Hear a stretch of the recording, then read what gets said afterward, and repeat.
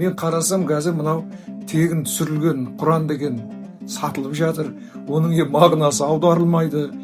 Ана әр сөзді оқыған кезде ом, хос, наху, сарф, мұтлақ, мұқаят, насих, мансух, балағат, фасахат және сабабы нүзул деген бір сөздің бисмиллахир-рахманир-рахим деп айтсаңыз, осының үстінде 11 ілім ілініп қалады. Міне соның біреуі орындалмай жатыр екен. Одан кейін мына Құран аудару деп мына адамдарды кәдімгі алаяқтықпен алдап жатыр екен. Міне сондықтан мен сіздерге мынау енді жарнамамды беріп қойдым. Қайсы адамға рухани қызмет керек болатын болса, күйзеліп жатса, әсіресе мынау жағдайы жоқ, елде өліп жатыр ғой әке-шешелері.